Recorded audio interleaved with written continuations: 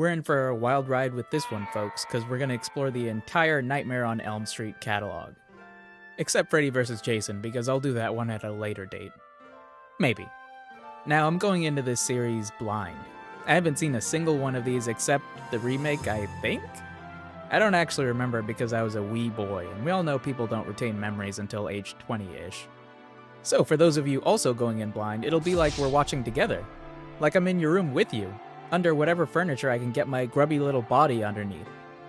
For those of you who have seen this, bear with me. I'll be writing this as I go, so I may mention a gripe in one film that's corrected later.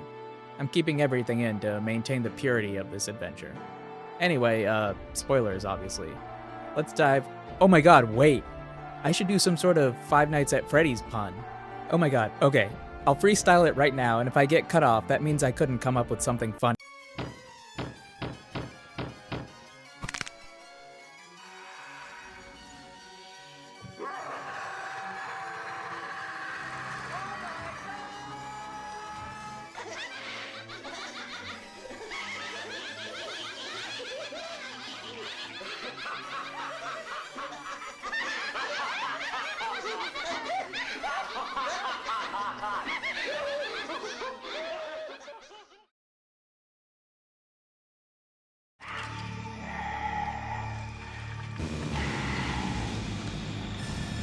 We open in a nightmare. A lady is chased around a boiler room by your boy Freddy, who cuts her. But uh-oh, in real life she's cut too. What's going on? Must be spooky season, huh? Anyway, said lady, named Tina, links up with her friends the next day. We have Rod, Nancy, and... Oh, is that Johnny Depp? Huh. More like a pirate on Elm.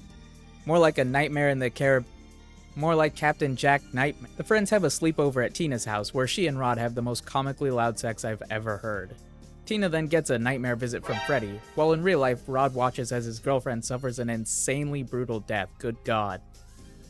Nancy's daddy, a cop, arrests Rod because, duh. Nancy then visits Rod in the slammer and realizes that he too has had nightmares about Freddy. She then gets Johnny Depp to watch her while she dreams in an attempt to gather intel on Freddy. But Johnny is so useless that he also falls asleep. Luckily, Nancy uses an alarm clock to wake up. But uh-oh, Freddy hanged Rod in his cell. Don't know why he had to make it look like a self-inflicted death if he's a literal ghost, but oh well.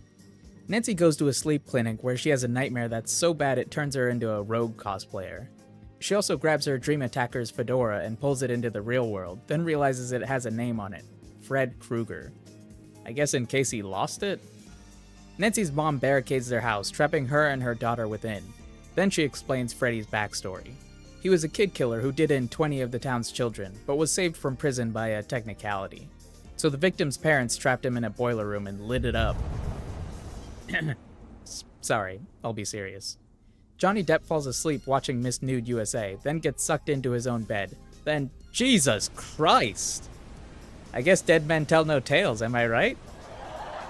Nancy booby traps her house while her mom gets drunk, then falls asleep to face Freddy. A series of Home Alone-style gags ensue before Nancy's dad breaks into the house to save his daughter.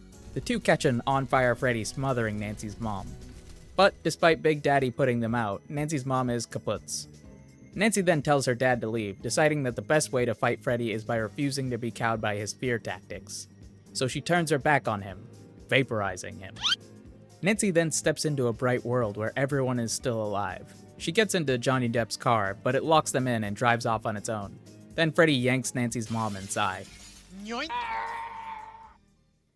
So that was the first stop on our quest through the dreamscape, and it was strange. Watching this now after seeing so many horror movies has definitely dulled the edges this film has. It feels more like a Goosebumps episode than an actual horror movie. But I don't say that as an insult, nor do I think this movie is strictly tame. Some of the deaths here shocked me with their brutality. Freddy is such a playful tyke most of the time, but when someone's gotta die, he puts all 10 rotting toes down. Most of the time he's just doing shock for shock, which doesn't work for a modern audience, but I can imagine back in 1984 people were going through it. Another thing I appreciate about this movie is its dreamlike quality. The way scenes are shot and lit make it difficult to tell what is real versus what isn't. Particularly the way this movie uses colors is interesting because it makes things like Nancy's eyes explode whenever they're on screen. Blue is bluer, red is redder, etc., etc.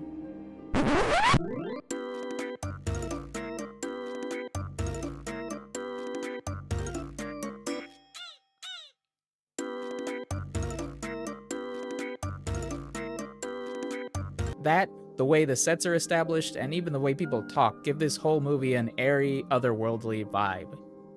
And speaking of vibes, I'd be remiss if I didn't mention the bad vibes I got from this movie's treatment of sexuality. Elm Street is very Puritan in how it portrays how one should acquit themselves. Tina, who has and enjoys sex, suffers the most brutal death of this film by a wide margin. Rod is choked out by comparison, and much later, Johnny Depp seems fine until he watches Miss Nude America, at which point he's apparently thrown into a meat grinder. The only adult killed is Nancy's mom, who is shown to both smoke and drink. Conversely, Nancy's cop dad is left alive. The only other parents we see, Johnny Depp's, are strictly anti-sex and/or deviancy and also survive, despite both potentially having participated in Freddy's initial burning. Contrast her fallen friends with Nancy, who repeatedly abstains from sexual deviancy. She is the movie's last girl, although to be fair, even she loses in the end. I don't really like the trope of demonizing people who enjoy carnal pleasures, as it's a relic of an era we can leave behind. But I digress. On to the next.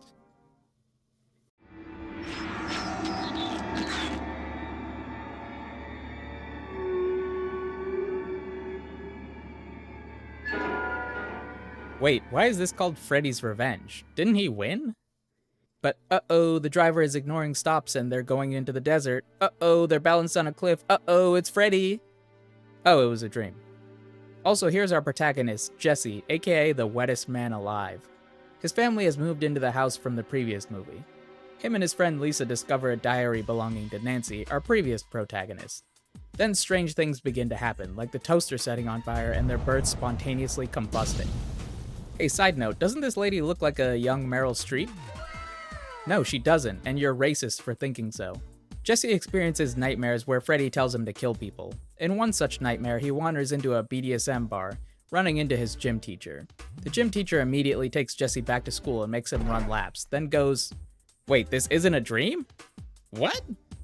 Freddy kills the gym teacher in a weirdly malicious scene that might be homophobic? Jesse and Lisa go to the factory where Freddy was burned, but nothing really happens. Jesse then goes to Lisa's pool party, where they start to get it on. But Jesse starts transforming, so he flees to his friend Grady's house to ask for help.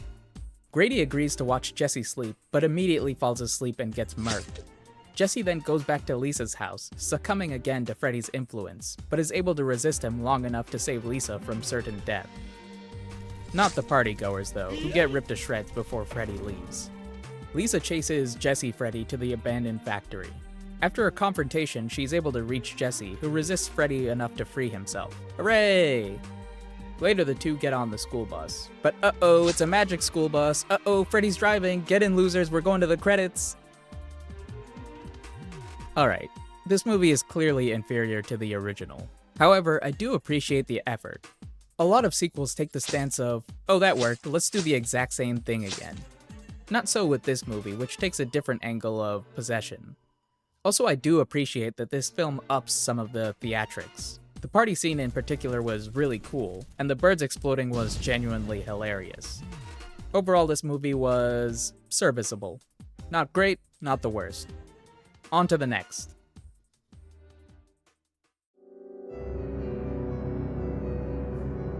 Dream Warriors starts with, you guessed it, a dream.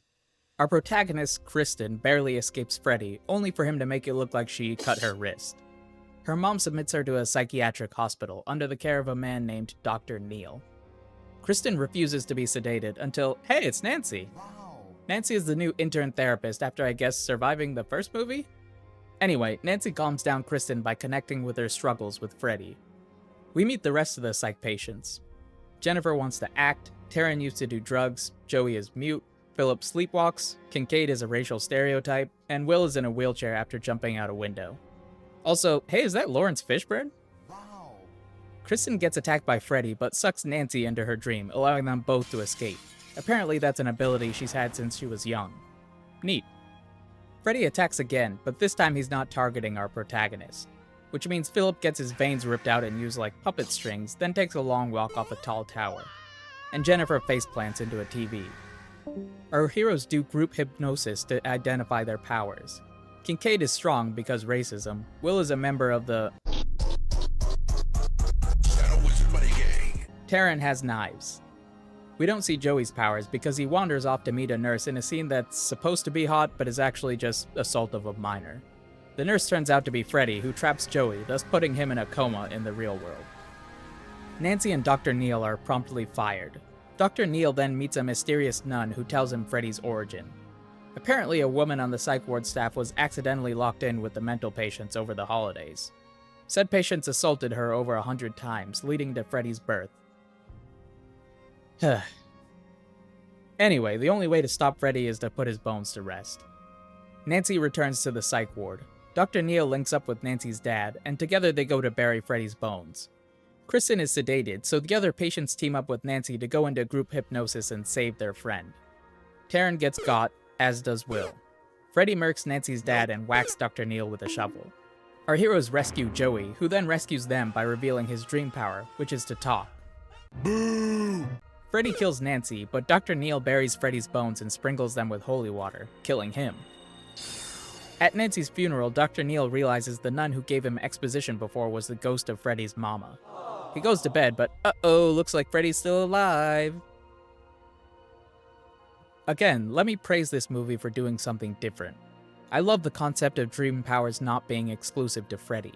It makes sense that there would be others, but at the same time, I kind of don't like how weak everyone is compared to our antagonist.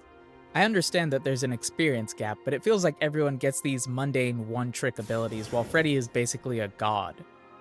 I don't know, maybe that'll be expanded upon later. The movie itself is, again, okay. Better than the second, with a more likable cast, and a more interesting setting in the psych ward.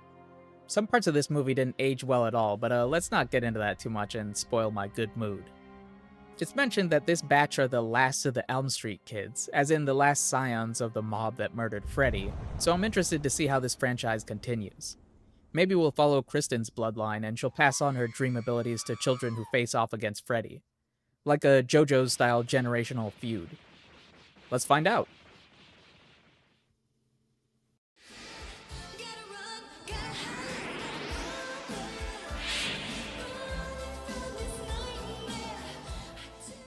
Dream Master. Dream opening. Dream recasting of Kristen. Kristen tells Kincaid and Joey, the survivors of the last movie, that she thinks Freddy is coming back. They tell her to kick rocks. We meet Kristen's boyfriend Rick, who likes to kick air, and his sister Alice, who likes to daydream. Later, Kincaid falls asleep and wakes up in a junkyard, witnessing Freddy's resurrection. Then he gets killed. Later, Joey falls asleep and has a horny dream about a model. Then he gets killed. Later, Kristen's mom drugs her. Wait, what? She put sleeping pills in her daughter's food to get her to sleep? Okay. Kristen accidentally summons Alice into her dream, then somehow transfers her powers to Alice. Then Kristen gets thrown into the boiler. Wait, what? Alice falls asleep in class and sucks in this character who isn't important. Freddy does the thing from Tom Cruise Mummy and sucks the life out of a teenager in a way that's kinda weird. Later, Rick falls asleep and uses martial arts to fight Freddy. Then he gets killed. Meanwhile, Alice seems to be gaining the abilities and personality traits of her dead friends. Kinda like that Jet Li movie, The One. You know, that Jet Li movie? The One? No! Later, this lady falls asleep and is turned into a bug in a scene that's surprisingly gross. Then she gets killed. Alice tries to run Freddy over, but actually hits a tree, causing her jock friend Dan to go into surgery. She goes into her dreams to save a sedated Dan from Freddy, managing to rescue him as Dan awakens. Alice then confronts Freddy, using her collected powers to defeat him once and for all, and releasing all the souls Freddy has stolen. Then she goes on a date with Dan, victorious. But uh-oh, Freddy's reflection is in the water. Gadzooks! This movie is clearly an extension of the concept introduced in Dream Warriors, which is appreciated, but there's a reason why I didn't spend as much time talking about the cast. The group is very thinly characterized. In particular, the lady who got turned into a bug is so absent from the script that it took me until the very end of her death scene to recognize who she was. Also, since Kristen, Joey, and Kincaid were the last of the Elm Street kids, I guess at this point Freddy is just doing his thing for the love of the game. Which, I mean, go off, King, same. While I like the concept of a Dream Master who can collect powers from other dreamers, I think the script could have benefited from exploring it even more. But to do so, they needed a tighter cast of more defined characters. That way, when Alice takes on traits and whatnot, we don't need her to spell out what she got from who. I am glad though that this movie dealt with my gripe of Freddy not having an equal. Although I'm afraid that Alice isn't so much his equal as just another lucky victor. One thing I'm realizing that I dislike about this series is how samey the endings are. It's always, oh we won! Oh no we didn't, Freddy was just playing around, we actually lost. Seeing that over a long span of time might not get tiresome, but since I'm marathoning these, it amplifies the effect. These movies were released over a 4-year period, so that gap would have definitely added to them feeling less similar. But watching them back to back kind of just highlights the repetitious nature of some of these choices. But, oh well, the show must go on. We're halfway there, so let's keep on trucking.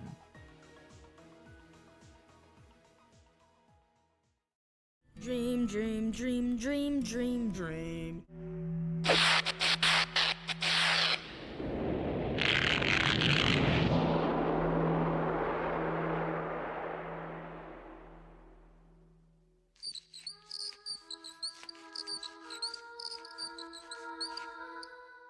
So, Alice and Dan are dating. Cool. But Alice is dreaming that she's Freddy Krueger's mom. Not cool. But Alice is graduating. Cool. Also, she's made new friends. Cool.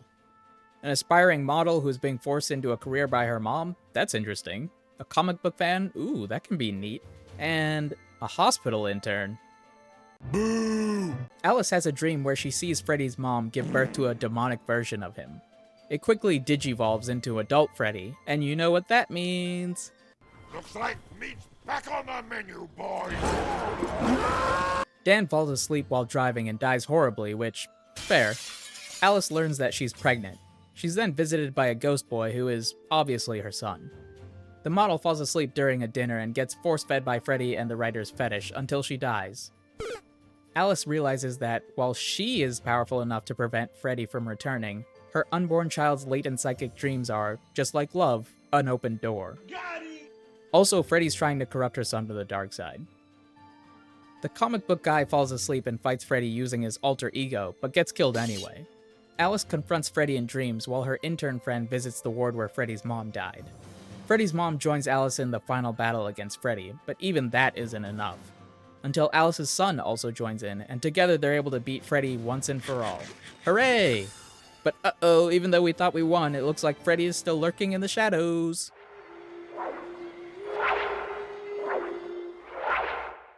Alright, real talk, this is my least favorite out of all of these films. I actually cut some of the middle section from my summary since it gets repetitious, but you didn't miss anything noteworthy, I promise. My biggest gripe with this movie is its wasted potential. I wanted to see Alice's powers expand. We saw her beat Freddy once, she should have even more control the second time. I love the idea of Freddy having to use Alice's kid as a conduit instead of her, but I think it'd be cool if Freddy was either afraid of Alice or at least respectful of her might. Also, I'm sick of the trope where someone thinks they beat Freddy, then it turns out he was just joking around. If someone has enough control over their dreams to tap into their martial arts prowess, or manifest themselves as a comic book hero, they should at least be able to hold Freddy off once or twice. And I know that'd make this series less scary, but it's already teetering between horror and comedy. Let's bite the bullet and do something interesting. Either way, we're almost done. My guess for this next movie is that it follows Alice's son, Jacob, as he faces off against Freddy. Let us see.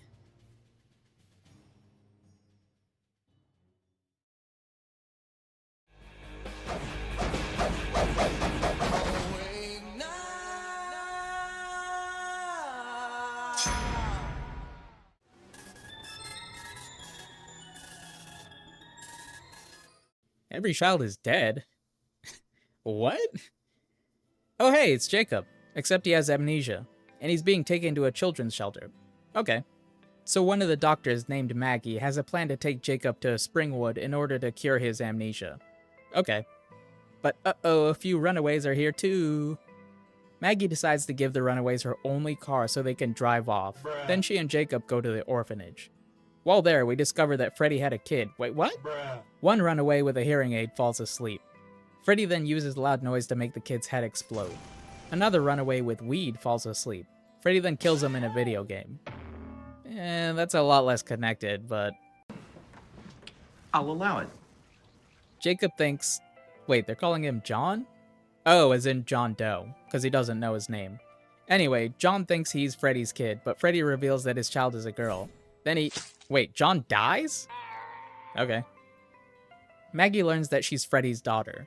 She also learns that Freddy actually gets his power from dream demons who made him immortal, but that he can die if he's pulled into the real world. I thought that happened in the first movie, but I guess I'm just stupid. I guess I'm just a big dumb moron. Maggie puts on 3D glasses and goes into her dreams, yanking Freddy out. She then fights and beats him, kills him, then unceremoniously says, Freddy's dead. Alright, real talk, this is my least favorite out of all of these films. Dog, I thought this movie was gonna be a comedy, but now I realize it's a tragedy. I think this movie was trying to be comedic, but it's not funny at all. It's boring. The characters are completely unlikable. The scares are non-existent. I'm so confused. I thought that John Doe would be Jacob. I thought his amnesia would be a way to suppress Freddy, but that as he gained his memories and his powers, Freddy would resurface, leading to a final confrontation. But Jacob, or rather John Doe, was just a red herring, I guess, to distract us from Maggie. And speaking of Maggie, good God, what an awful performance. For a good chunk of the movie, I was convinced she was actually working with Freddy, because things would happen and she just wouldn't react. The other actors would be emoting all over the room and she'd just be deadpan. Ugh. If this was how the series had ended, I'd be Burning mad. I'm steaming mad. But luckily there's one more and whatever the remake is. Let's go.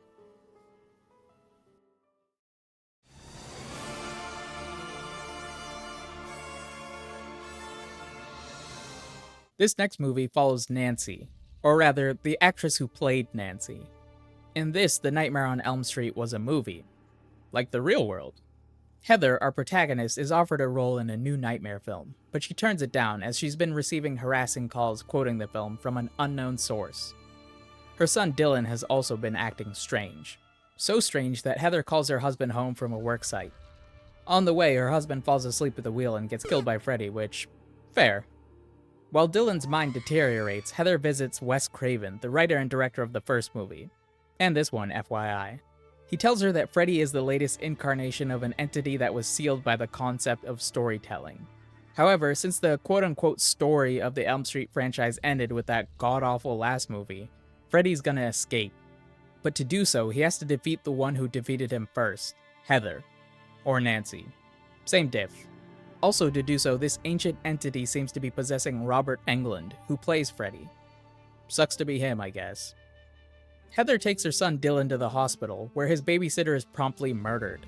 Dylan sleepwalks out, plays Frogger for a bit, then goes home. Fiction and reality blend as Heather chases her son home, with her clothes and hair changing to match what she had in the first movie. Freddy pulls Dylan into a dream, so Heather jumps in to save him. Together they face Freddy a last time, pushing him into a furnace and killing him. Then in the real world, a victorious Heather reads her son the movie's script. Alright, real talk, this is my favorite out of all of these films. The first has its strengths, but this movie takes those strengths and runs with them. Plus the meta-narrative this film entertains is so juicy and delicious. I gobble up stuff like that, num num num. Nice. Posing Heather/Nancy as Freddy's true foe is thematically fulfilling, and having her and Dylan's victory be somewhat similar to Alice and Jacob's victory in The Dream Child is... It's like poetry, so if they rhyme. This movie does a good job of balancing horror and comedy in a way the last few haven't, and creates an ending that I really like, especially since finally Freddy isn't shown to be coming back, at least anytime soon. In fact, we're about to jump 16 years into the future for the remake, and bear witness to...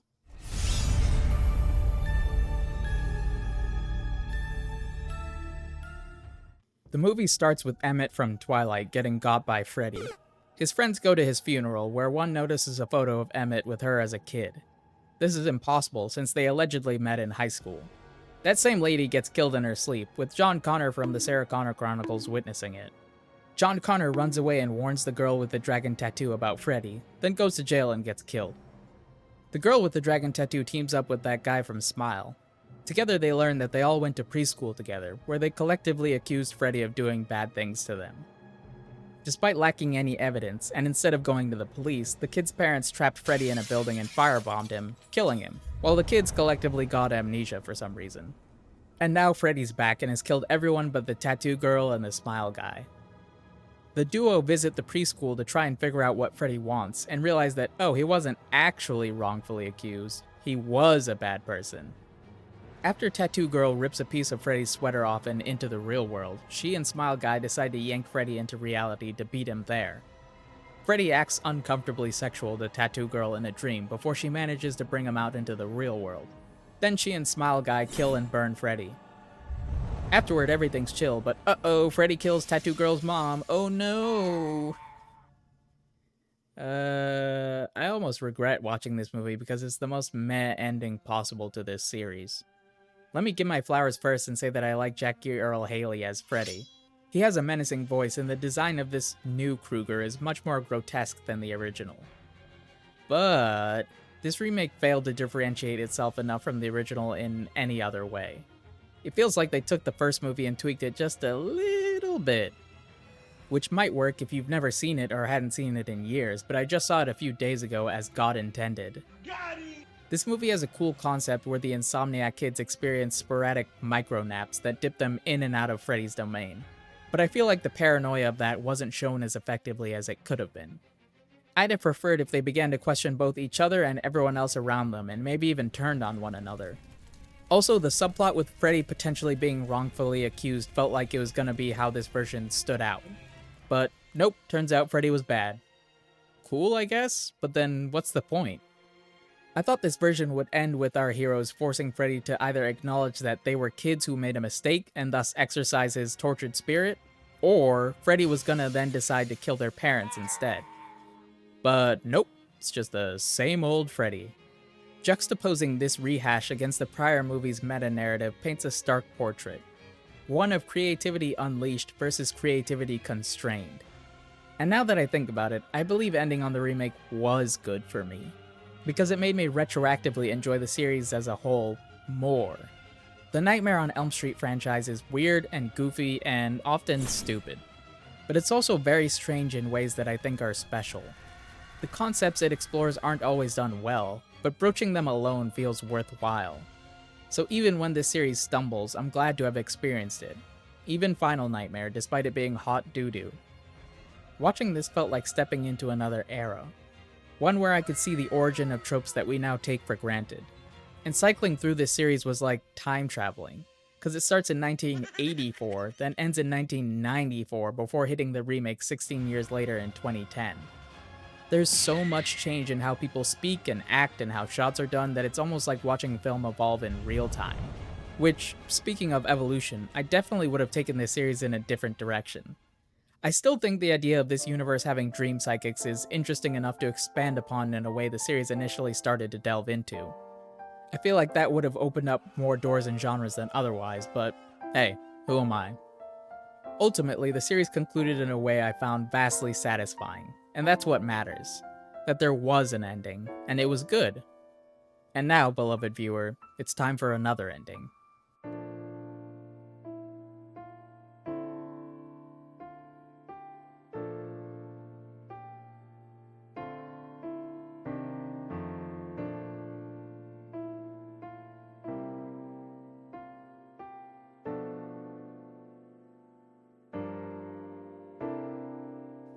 That's it for this one. Thanks for watching if you've gotten this far. Like and subscribe, because I got more essays, rewrites, fixes, and whatnot in the works. And until the next one, stay spooky.